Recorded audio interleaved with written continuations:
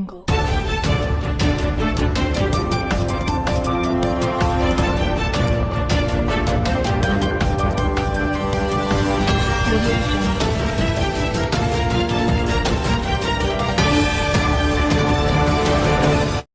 To మన Bheemili news. ముందుగా bulletin లో హెడ్లైన్స్. విజయవాడ 35వ పుస్తక మహోత్సవాన్ని ప్రారంభించి ప్రసంగించిన పవన్ కళ్యాణ్.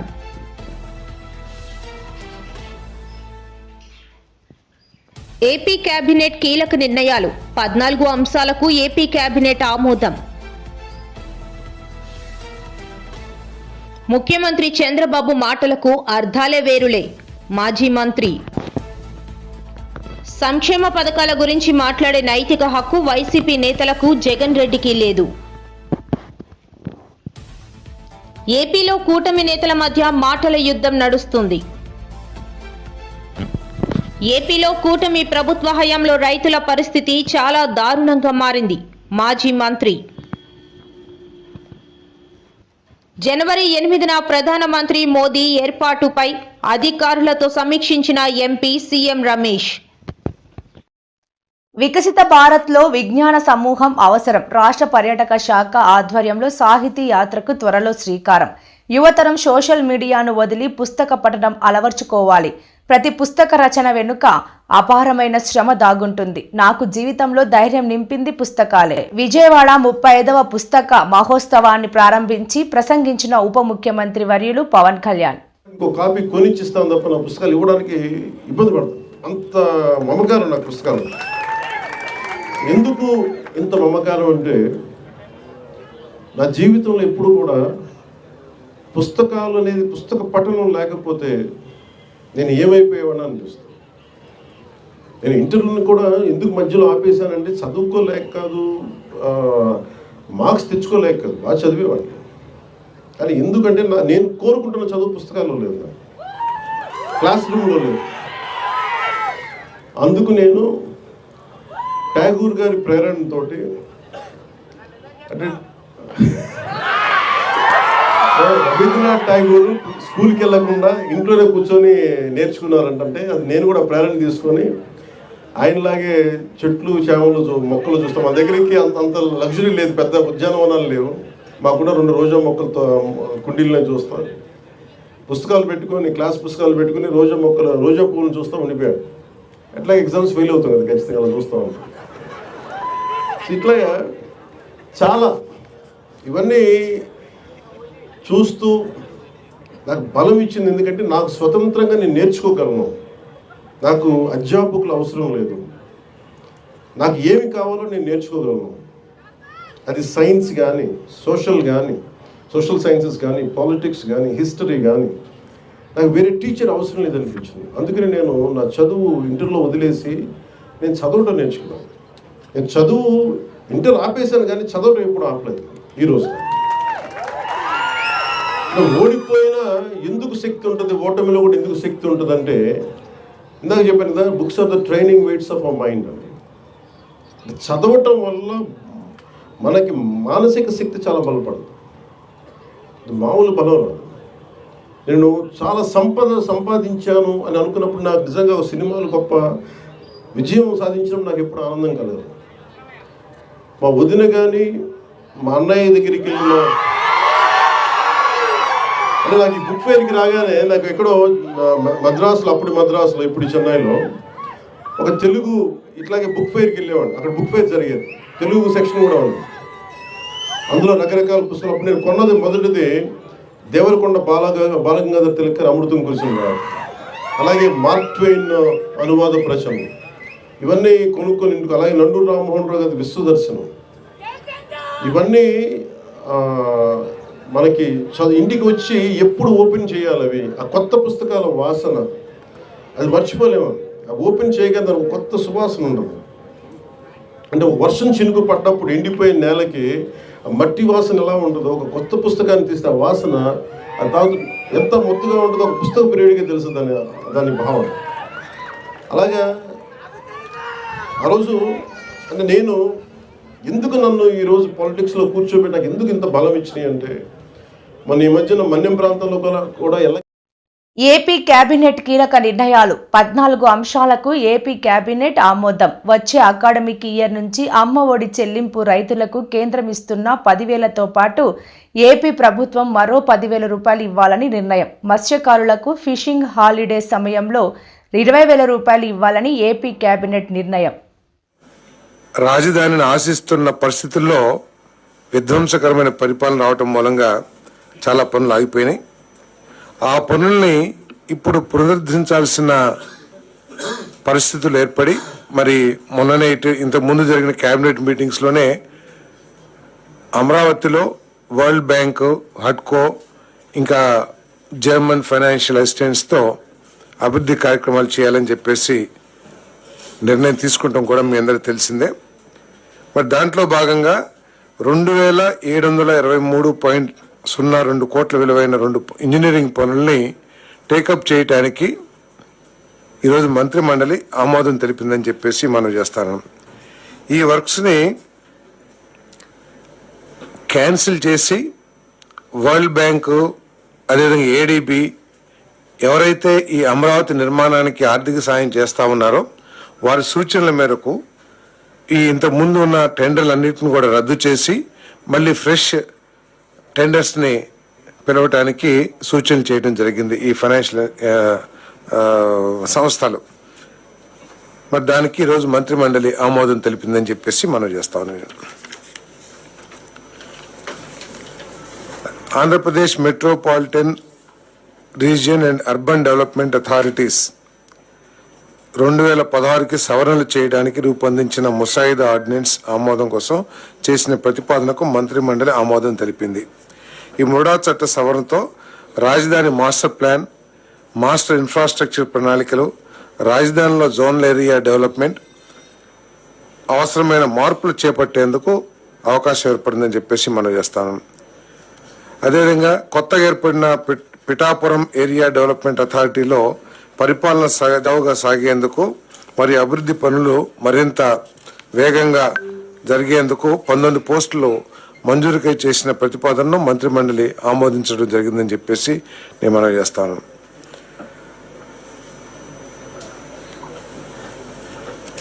గత ప్రభుత్వంలో ఈ రాష్ట్రానికి పెట్టుబడులు పారిశ్రామికవేత్తలు ఎవరు కూడా రాని పరిస్థితులు మనం చూసాం.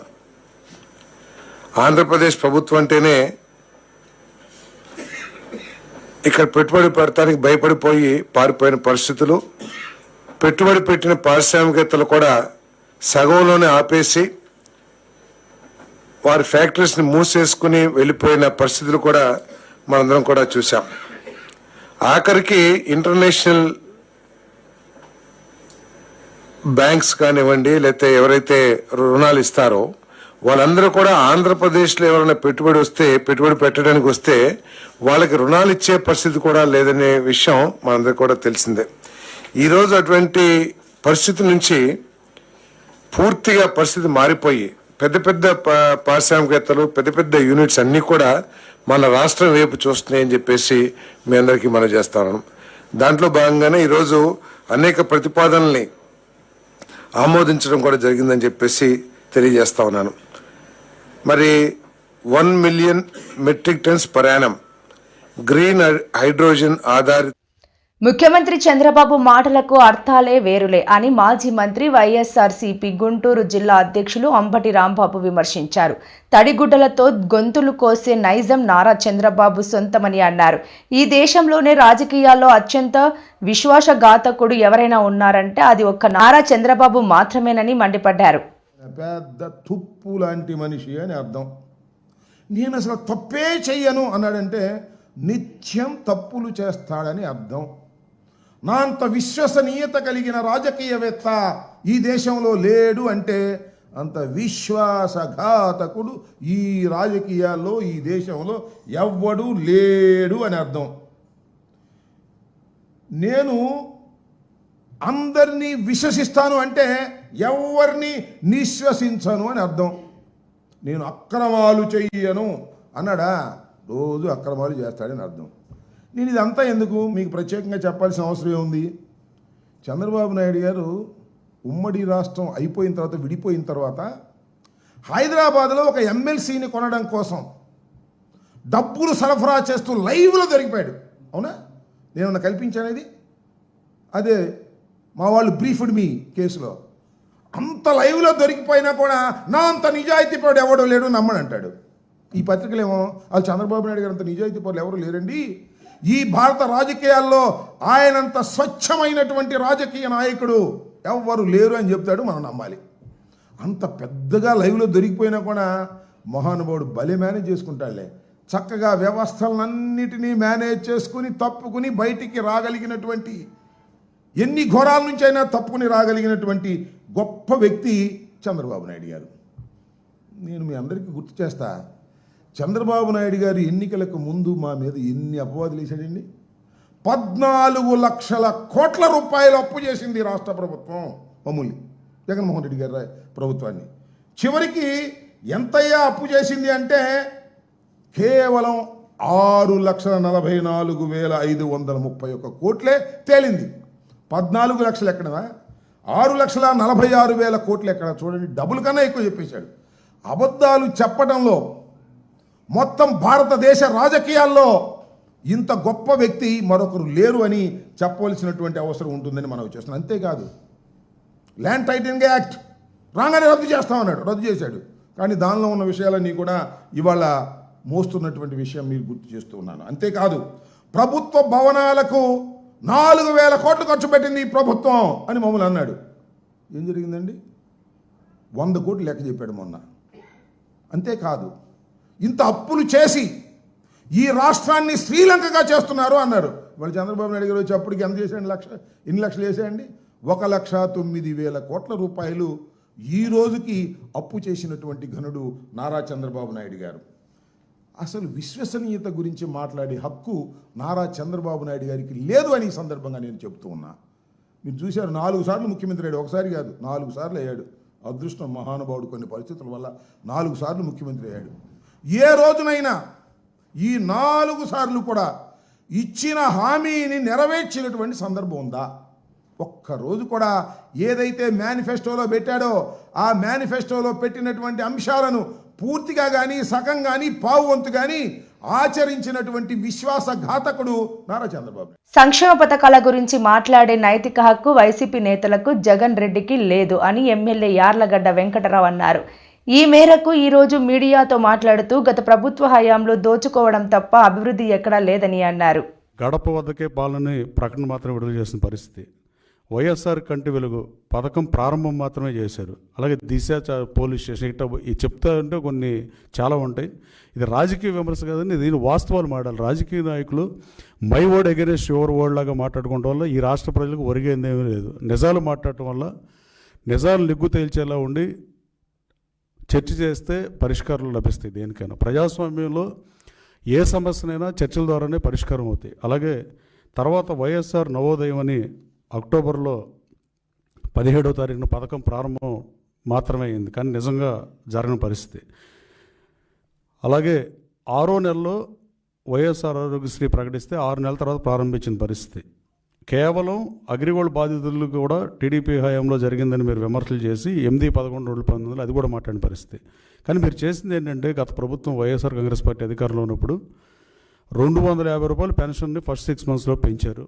ఆటో డ్రైవర్లకి 10,000 రూపాయలు ఇచ్చిన మాట వాస్తవం. కానీ మా ప్రభుత్వం అధికారంలోకి వచ్చినాక, ఎన్డీఏ కూటమి అధికారంలోకి వచ్చిన తర్వాత పతనం అంచుకి ప్రభుత్వాన్ని, ఆర్థిక వ్యవస్థని దిగజార్చిన పరిస్థితి నిజం కాదా? 1950 తర్వాత నిన్న ఎప్పుడు అంటున్నారు మేము చేసిన అభివృద్ధి అంతా ఈ పార్టీ పాడు చేస్తుందని. మీరు చేసిన అభివృద్ధి ఈ రాష్ట్రంలో ఏ ఊరు వాడ, ఏ పంచాయతీకి వెళ్ళినా, మున్సిపాలిటీకి వెళ్ళినా, కార్పొరేషన్కి వెళ్ళినా, ఎక్కడికి వెళ్ళినా రోడ్లు చూస్తే తెలిసే పరిస్థితి. గతంలో రోడ్లు వేసే పరిస్థితి చూసాం 1955 నుంచి ఏ ప్రజాప్రభుత్వం అధికారంలో ఉన్నా. ఈ దిక్కుమాలిన గత ప్రభుత్వం మాత్రం ఈ ప్రభుత్వానికి ఎట్లాంటి దుస్థితి కల్పించిందంటే, గుంటలు పుడిచే కార్యక్రమాన్ని చేసుకోమని అంత అధ్వానంగా రోడ్ల స్థితిని దిగజార్చింది వైసీపీ ప్రభుత్వం కాదా? ఈ పాపం మీది కాదా అని అడుగుతున్నా. ఇంకా అభివృద్ధి ఎక్కడ చేశారు మీరు? అలాగే మీరు మమ్మల్ని అడిగే ముందు మీరు ఆత్మావలోకం చేసుకోవాల్సిన అవసరం ఉంది. అత్యంత తక్కువ అభివృద్ధి చేసిన ప్రభుత్వం 1950 తర్వాత ఏదైనా ఉంటే అది వైసీపీ ప్రభుత్వమే. అలాగే అత్యంత తక్కువ అభివృద్ధి చేసి మీరు పతనం ఉన్న ఆంధ్రప్రదేశ్ రాష్ట్రానికి ఇవాళ ఇన్ని వేల కోట్ల రూపాయలు పెట్టుబడులు వచ్చిన మాట నిజం కాదా? ఇవాళ దేశం మొత్తం రాష్ట్రం వైపు చూసే పరిస్థితి. అది రిలయన్స్ కానీ, టీసీఎస్ 10,000 ఉద్యోగాలు కానీ, లోకేష్ బాబు యోగాళంలో 20 లక్షల ఉద్యోగాలు ఇస్తానని చెప్పినప్పుడు అది అమెరికా వెళ్ళినా ఎక్కడికి వెళ్ళినా డేటా సెంటర్లు తీసుకొద్దాం అనుకున్నా, అలాగే సిబిఆర్ఈ లాంటి కంపెనీలు తీసుకొద్దాం అనుకున్నా. లోకేష్ బాబు 20 లక్షలు తన శాఖతో పాటు ఉద్యోగ ఉపాధి అవకాశాలు కల్పన యువతకు లక్ష్యంగా పనిచేస్తున్న మాట పనిచేస్తున్న విషయం మీకు కనపట్టలేదా?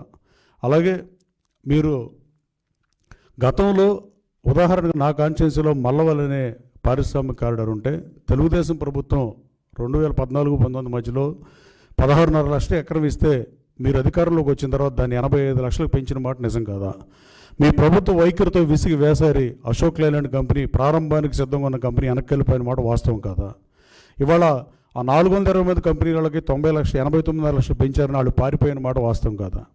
ఇవాళ మల్లవల్లిలో నేను ఎలక్ట్రికల్ ముందు చెప్పా 15,000 మందికి నా గన్నవరం కాన్స్టిట్యున్సీలో ఉద్యోగాలు ఇప్పిపోతే ఇక రాజకీయాల్లో కొనసాగను, ఓటు అడగనని చెప్పా. కానీ గౌరవ ముఖ్యమంత్రి గారు మన అసెంబ్లీలో విజన్ 2047 ప్రవేశపెట్టినప్పుడు 30,000 ఉద్యోగాలు మల్లవల్లిలో ఇస్తామన్న పరిస్థితి. వాళ్ళందరికీ ఏపీలో కూటమి నేతల మధ్య మాటల యుద్ధం నడుస్తోంది. అనంతపురంలో టీడీపీ బీజేపీ నేతల మధ్య రాజకీయం పీక్ స్టేజ్కి చేరుకుంది. నిన్న బీజేపీ నేతలపై జేసీ సంచలన వ్యాఖ్యలు చేయగా నేడు ప్రభాకర్ రెడ్డికి కసాయి పార్టీ నేతలు కౌంటర్ ఇచ్చారు. బస్సు కలిసాను ఏమైంది, నేను కంప్లైంట్ కూడా చేయను అని చెప్తారు. ఒరే జగనే మేలురా, బస్సులు నిలబెట్టించినాడు. మీ బీజేపీ గవర్నమెంట్ లో బస్సులు తగలబెట్టారు. అంతకన్నా నీచగా ఉందారా? ఏమైంది, 300 పోతేనే ఆ పొద్దు ఏడ్చలే, దీనికి ఎడుతాను నేను. అదే కొంచెం అనకూడదు, నేను తప్పు. వాళ్ళు చాలా మంచోళ్ళు. దానికన్నా తగ్గు ఏదైనా ఉంటే ఆ మాట వాడతాం. మీకు నాకు తెలియదు తగ్గు మాట. I don't want insult third gender. I give lot of respect to them. Kashi ఏం చేసుకున్నావురా, ఏం చేసుకున్నారులే, పీకినారా?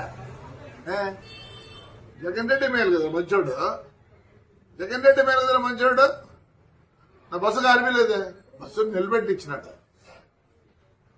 నిలబెడితే ఆ పొద్దు 10 లక్షలు పోయేది, ఇప్పుడు 6 లక్షలు పోతుంది. మీరు చేతగాని నాకు కొడకల్లారా, చేతగాని నాకు కొడకల్లారా అంటారా? ఏపిస్తారా? మళ్ళీ ఇంకో బస్సు కాస్తారా? కలిసిపో. వరుసగా పెట్టినాడు. నేనే భయపడతాను అనుకుంటున్నారా? సిగ్గులే నా కొడకల్లారా. ఏం చేస్తారా? బస్సు కాల్చా అయిపోయింది. ఏమైంది? వస్తుంది రిలే. అది మా డ్రైవర్కి చిన్న, ఎందుకంటే కోర్టులో ఉంది. జనవరికి వస్తే నేను మామూలుగా పాత బస్సులు 10 లక్షలు అయితే వాళ్ళు 5 లక్షలు ఇస్తా అంటే, ఎందుకంటే ఇన్నేళ్ళు నాకు పని చేసినారండి, ఒక జీవితం నాశనం చేసినారు. ఏమైందిరా చెప్తేనే థర్డ్ జెండర్ కన్నా తగ్గు నా కొడుకులు. సాక్షాత్ కొడుకు కాదని కాలినాక బస్సు అంతా ఆ హీట్ పైన పడేది. ఓ షార్ట్ సర్క్యూట్ అని రాసుకున్నారు. రాసుకో. నియమాలు నా కొడగలరా చూడు. నీ అమ్మ మీ బతుకులేసరా, మీ గురించి మాట్లాడదు కూడా సిగ్గుచేటరా. మా వాడిని ఎత్తకపోయి కంప్లైంట్ సుమోటో కేసు కట్టుకోలేరా? నాకు మీ మీద నమ్మకం లేదు, అందుకే నేను కేసు తలుచుకోలే. పట్టకపోయి కేసు రాపించుకొని నేను వద్దంటే మళ్ళీ రాపియాలంటే వద్దు కేసు అని. సుమోటో కేసు కట్టి చేసుకుంటారా లేదా? Suo motu case కట్టకూడదా? మీ మీద నమ్మకం ఉంది. నాకే న్యాయపరంగా ఉంటే నమ్మకం ఉంటుంది. ఎస్పీ గారు నమస్కారం. నాకైతే కేసు వద్దండి, నాకేం కాదు. 6 ఏళ్లే ఆ బస్సులో నిలబెట్టి ఏమైంది? నాకేం కాలేదు. మీ చేతనైతే పోలీస్ చేతనైతే నేను కేసు ఇచ్చినా ఒకటే, ఈగమైనా ఒకటే. ప్రూవ్ చేయండి. మీ చేతనైతే మీరు ప్రూవ్ చేయలేరు. మిమ్మల్ని మళ్ళీ చాలా అనాల ప్రూవ్ చేస్తారా? ఏమంటే ఎస్పీ గారు ఇంటెలిజెన్స్ వాళ్ళు ప్రూవ్ చేస్తారా? చేత కాదని నేను వద్దనుకోండి కేసు ఏమవుతుంది? ఏం కాదు. నేనే ఏపీలో కూటమి ప్రభుత్వ హయాంలో రైతుల పరిస్థితి చాలా దారుణంగా మారిందని మాజీ మంత్రి చెల్లుబోయిన వేణుగోపాలకృష్ణ అన్నారు. చంద్రబాబు మాటలకు అర్థాలు వేరే లేనట్టుగా సాగుతోందని అన్నారు. మాజీ మంత్రి తాజాగా మీడియాతో మాట్లాడుతూ చంద్రబాబు ప్రభుత్వ హయాంలో రైతుల పరిస్థితి అగమ్య గోచరంగా తయారైంది. ఆడబిడ్డలకు అన్యాయమే జరుగుతోంది అని అన్నారు. వారికి నాయకుడు ఇచ్చినటువంటి మాట అమలు చేయలేని సందర్భంలో, వారికి నాయకుడు ఇచ్చినటువంటి మాట అమలు చేయని సందర్భంలో ప్రశ్నించలేనటువంటి అతి విశ్వాసం ఈ కూటమి ప్రభుత్వంలో కనపడతా ఉంది. ఈ కూటమి ప్రభుత్వంలో కనపడతా ఉంది. కారణం ఏమిటంటే, నేటి ముఖ్యమంత్రి ఎన్నికల ముందు ఎన్డీఏ కూటమిగా కొన్ని వాగ్దానాలు చేశారు. అందులో భారతీయ జనతా పార్టీ ఉంది, జనసేన పార్టీ ఉంది, తెలుగుదేశం పార్టీ ఉంది. కానీ వారు మేనిఫెస్టో సందర్భంలో ముగ్గురు వేదిక మీద ఉన్న ఇద్దరు మాత్రం, జనసేన నాయకుడు పవన్ కళ్యాణ్ గారు, తెలుగుదేశం పార్టీ నాయకుడు చంద్రబాబు నాయుడు గారు ప్రజలకి కొన్ని వాగ్దానాలు చేశారు. మేము అధికారంలోకి వస్తే సూపర్ 6 అమలు చేస్తామని, మేము అధికారంలోకి వస్తే సూపర్ 6 అమలు చేస్తామని చెప్పారు. 6 మాసాలు అయింది. సూపర్ 6 మాట ఎక్కడా కూడా కానరావడం లేదు.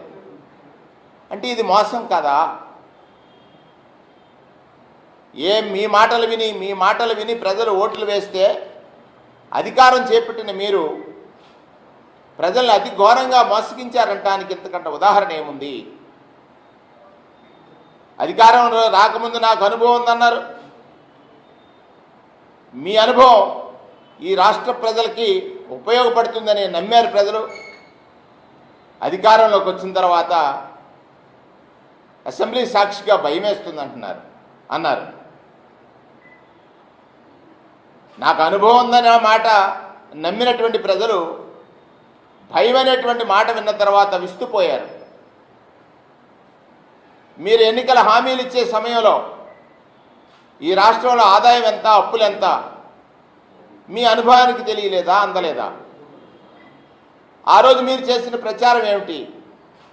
మీరు చేసినటువంటి ప్రచారంలో నాటి పాలకుడు జగన్మోహన్ రెడ్డి గారు ఎవరైతే ప్రభుత్వ సహాయం మీద ఆధారపడి వారి జీవితాలను మార్చుకోవాలని అనుకుంటున్నారో వారి కోసం నవరత్నాలు అనేటువంటి స్కీమ్స్ని ఒక క్యాలెండర్ మాదిరిగా, సంక్షేమం ఒక క్యాలెండర్ మాదిరిగా అందించాడు దేశానికి ఆదర్శంగా.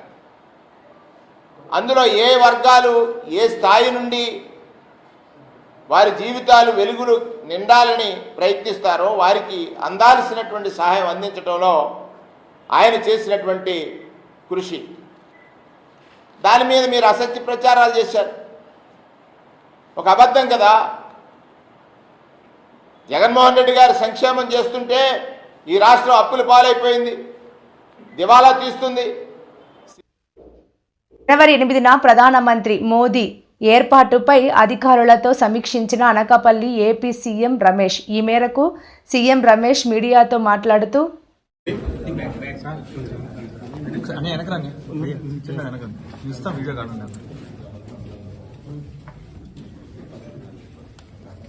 అందరికీ నూతన సంవత్సర శుభాకాంక్షలు. ఈరోజు కలెక్టర్ ఆఫీస్లో అధికారులు, ప్రజాప్రతినిధులు అందరం కూడా కలిసి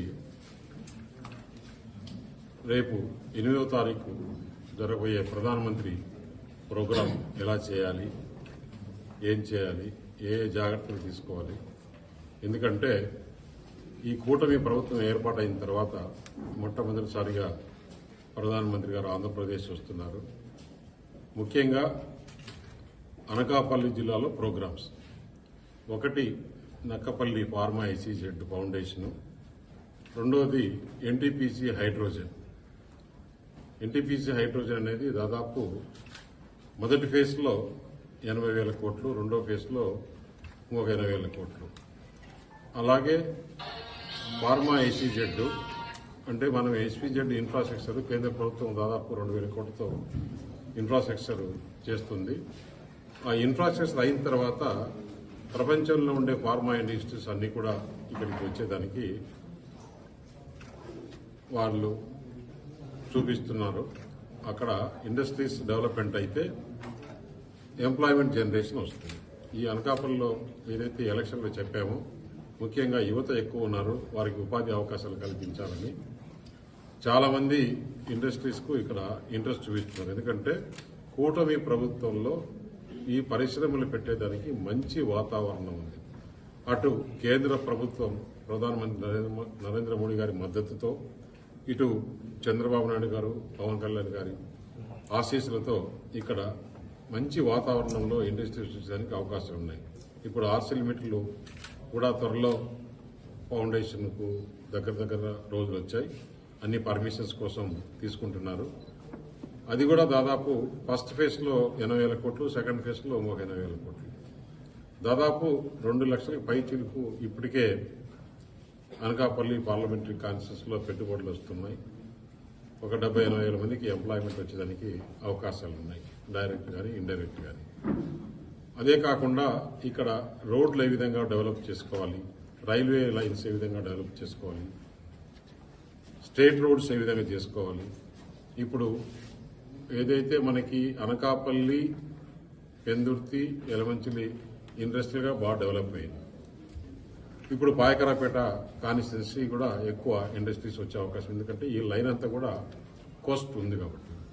దానికి దీటుగా మాడుగుల, చోడవరం, నర్సీపట్నం ఈ 3 కాన్స్టిట్యున్సీలు కూడా డెవలప్ చేసేదానికి, ఎక్కువ మంది ఎంప్లాయీస్ జనరేట్ అయ్యేదానికి అక్కడ ఏమేమి తీసుకురావాలని, దీంతో మనం ఢిల్లీ వచ్చినప్పుడు బండారు సత్యనారాయణ గారిని, నేను కానీ చాలామంది మినిస్టర్లు కలిసి అన్ని రిప్రజెంటేషన్ ఇవ్వడం జరిగింది.